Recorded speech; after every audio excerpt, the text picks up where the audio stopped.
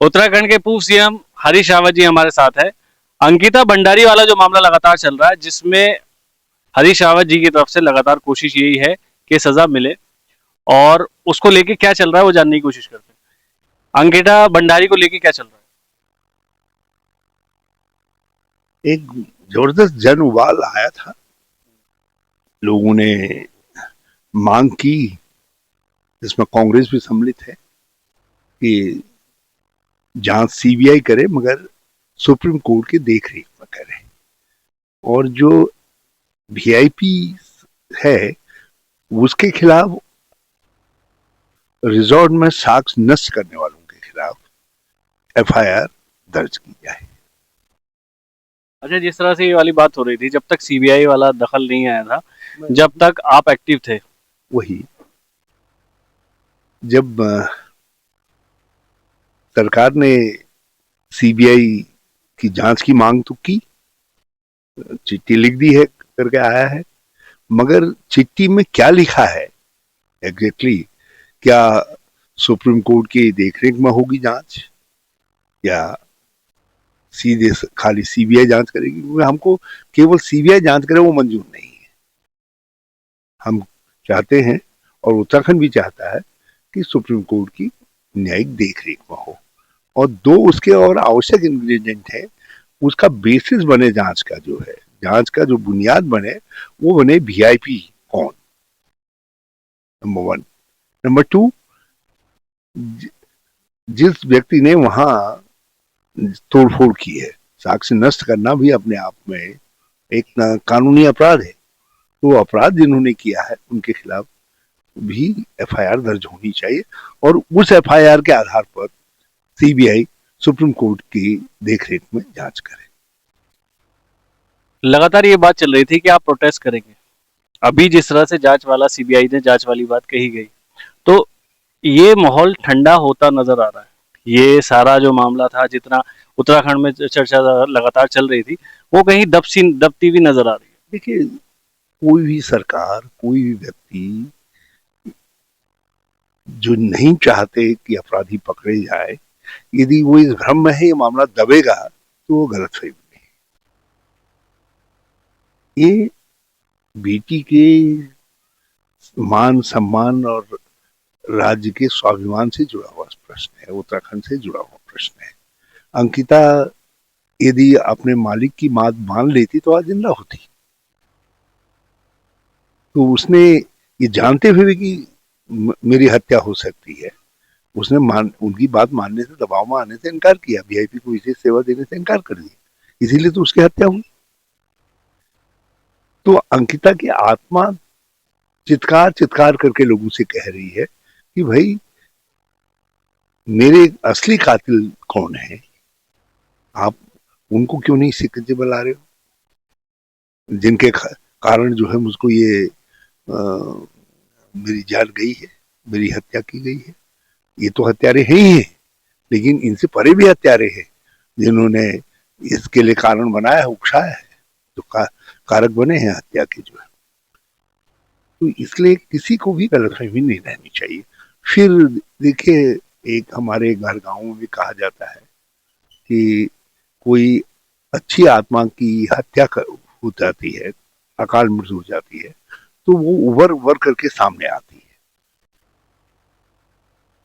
अंकिता के जो हत्यारे शुरू में पकड़े गए थे, उनको सजा भी हो गई, लेकिन मामला फिर उभरा।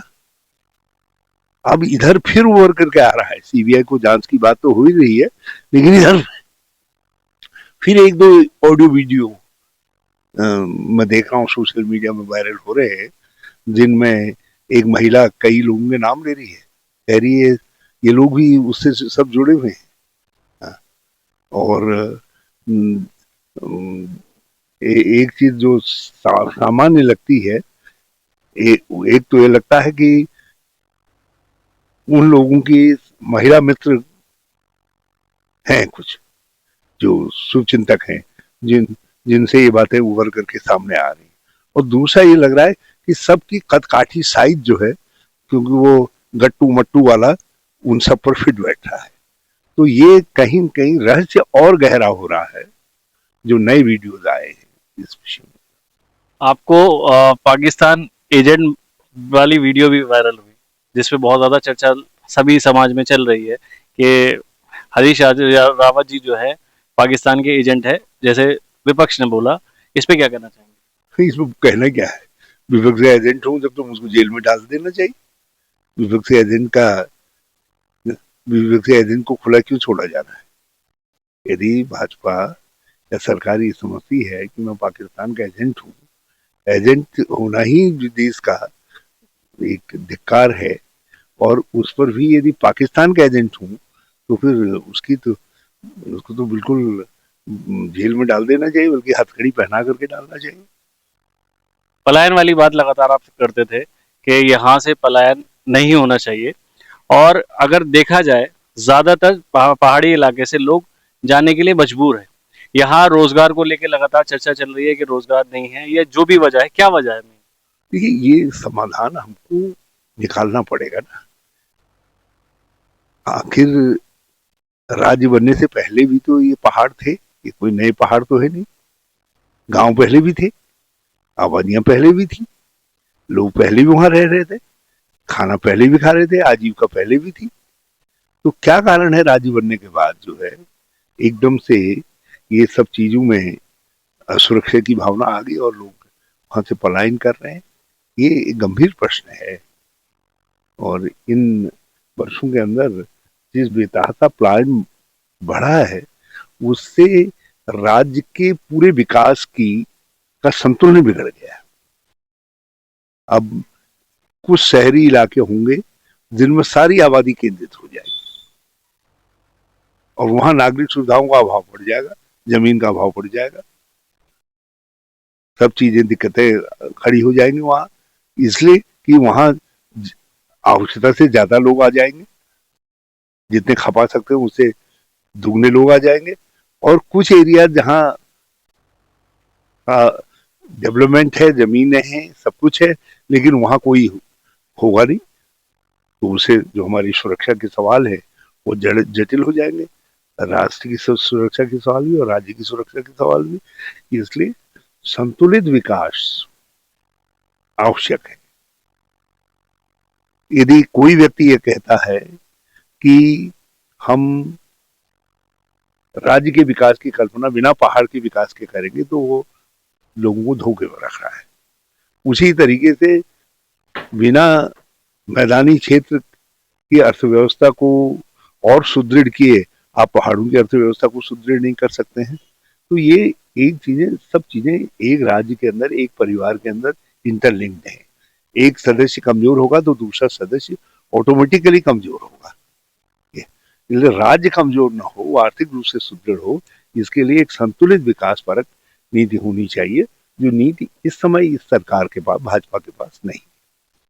अगर मैं देहरादून के आसपास की बात करूं, झुग्गी झोपड़ियां भी हैं, तो उसको हटाने की बात भी जैसे चर्चा चल रही है, इसको लेके आप क्या कहना? नहीं, हमने झुग्गी झोपड़ी आदि स्लम्स जितने जो 2016 और उससे पहले बचे हैं, उनको तो प्रोटेक्ट कर रखा है। हमारे विधानसभा का कानून है, हमारा हमने कानून बना दिया था कि उनको हटाया नहीं जा सकता है। उनको बिना मालिकाना हक, हमने उनको मालिकाना हक दे दिया है, तो उनको कोई भी सरकार बिना मुआवजा दिए और बिना समुचित उनका विस्थापन किए नहीं हटा सकती। अभी जैसे ये वाली बात आ रही है कि बूढ़े चले हैं और शेर जो है बूढ़ा हो गया, इस तरह की चर्चा भी लगातार चल रही है, आपको लेके? उनसे कहना, इस जो लोग ये कह रहे हैं उनसे कहना, भाई जरा सावधान रहना, कभी कभी बूढ़े शेर के पंजे जो है ज्यादा नुकीले हो जाते हैं, तो कहीं झपटा मार दिया है, तो जरा दूर दूर रहना, ये राय दे देना उनको। 2027 की तैयारी क्या है? राज्य की जनता इस समय परिवर्तन का मन बना रही है, लोग परिवर्तन के लिए वोट देने जा रहे हैं। 2027 उत्तराखंड में परिवर्तन का वर्ष बनने जा रहा है। ये आज बसंत है, और मैं उस मौके पर आपसे कह रहा हूं कि 2027 परिवर्तन का वर्ष होने जा रहा है, 26 में चुनाव करवा लें, 2027 में चुनाव करवा लें, लेकिन लोग जो है अब बदलाव के लिए वोट देंगे। भाजपा सत्ता में नहीं आई। इसमें एक चीज आ रही है कि लोगों का कहना यह है कि हम वोट तो दे दें, मगर पार्टी के अंदर ही कलेश बहुत ज्यादा है, आपस में एक दूसरे की टांग खिंचाई है, वो कैसे आप सही कर पाएंगे?